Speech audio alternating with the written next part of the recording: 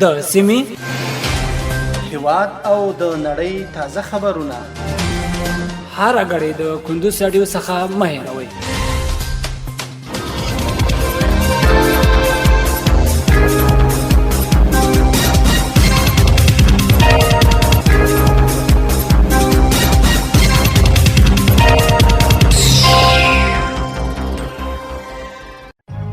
السلام علیکم. د کندوز رادیو درنو اوریدونکو ستړي مشئ، وخت مو بخیر. په مړم د کندوز رادیو څخه د دې ساعت تازه او مهم وروستي خبرونه ته نن شنبه د مرغوم یا د جدي نهمه د ډسمبر میاشتې د سټمینټي سره سمون خوري. روانه خبري سات درته زه سر احمد سایل وړاندې کوم، خو په سر کې هم د سو مهمو خبرونو سره ټکی.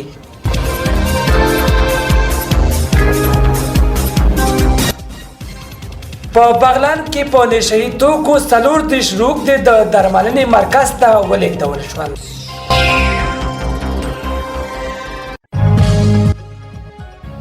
افغان لوبډلې په لومړۍ شل اوریزه لوبه کې متحده عربي اماراتو ته ماتې ورکړه.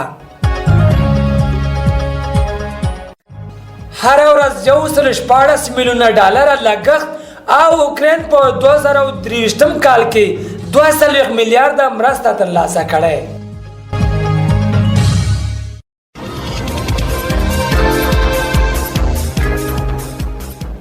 اوس هم بشپړ خبرونه. په بغلان کې په نشهي توکو 40 روغ د درملنې مرکز ته ولېږدول شول.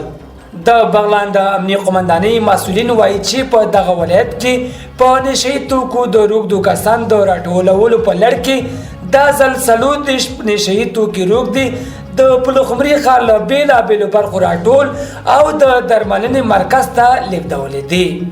د دغه ولایت د امنیه قومندانۍ ویان مولوي شیر احمد برهاني وویل چې په نشهي توکو د روغ کسان د راټولولو د پروسې په دوام او د سړې موسم څخه د دوی د ژوند د رغولو او درملنې موخه د پلخمري ښار له بېلابېلو سیمو څخه 40 تنه روغ کسان راټول او د درملنې په موخه د متعددو د درملنې مرکزونو ته ولېږدول. برهاني زیاته کړه چې راټول شوي روغ کسان د روغ کسان د درملنې په کم کې د 15 ورځو لپاره تداوی کیږي او د درملنې موده له پای ته رسیدو او د روغ کسانو تر بشپړ رغېدو وروسته بیا د امنیه قومندانۍ د نشهي توکو پر وړاندې د مبارزې پولیسو لخوا خپلو کورنیو ته سپارل کیږي.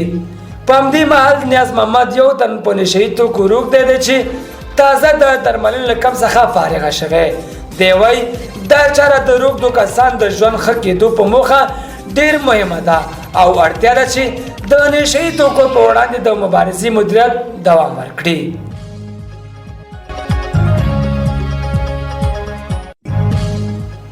افغان لوبډلې په لومړۍ شل اوریزه لوبه کې متحده عربي اماراتو ته ماتې ورکړه.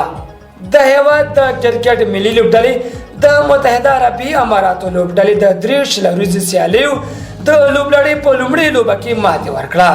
د یادې لوبې پچه متحده عربي اماراتو لوبډلې وګټله او افغان لوبډلې ته د توبهنې بلنه ورکړه.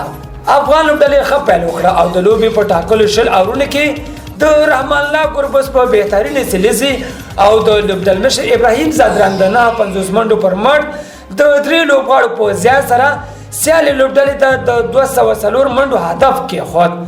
ورته مهال متحده عربي اماراتو لوبډلې د 4 لوبغاړو په سوځېدو 111 منډې وکړې او لوبه یې افغان لوبډلې ته د 2 منډو په توپیر وبایلله.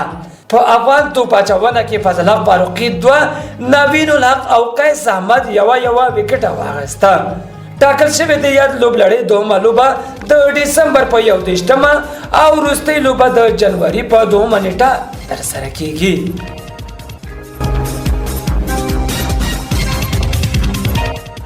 درنو اوریدونکو په خبري سرویس کې وسم یو بهرنی خبر.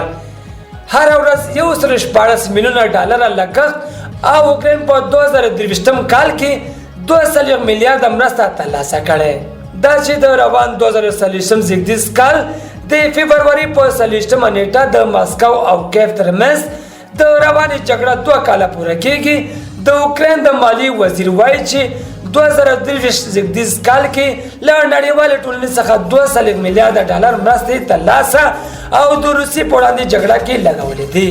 د دغو مرستو ته په کتو 2023 زیږدیز کال کې د اوکراین د روسیې په وړاندې جګړه کې هر ورځ 114.8 میلیونه ډالر لګولې دي. کیف سره په دغه مرستو کې چې ډېره برخه د امریکا متحده ایالاتو له لوري ورکړل شوې پوځي وسایط، الوتکې، وسلې او نور پوځي تجهیزات شامل دي. د ځینې رسنیو د راپورو په حواله اوکراین د جګړې له پیل راهیسې یعنې نږدې 2 کلونو کې د روس پوځ په وړاندې هر ورځ تر 120 میلیونه ډالر لګولې دي. د یادونې وړ ده چې تېرو 2 کلونو کې اوکراین په ختیځ کې خپله ډېره خاوره له لاسه ورکړې او اوس مهال د روسیې تر واک لاندې ده. درنو اورېدونکو په خبري سرویس کې راټول شوي مطالب هم دومره ول. تر بیا ښه وخت، لوی الله مو مل شه.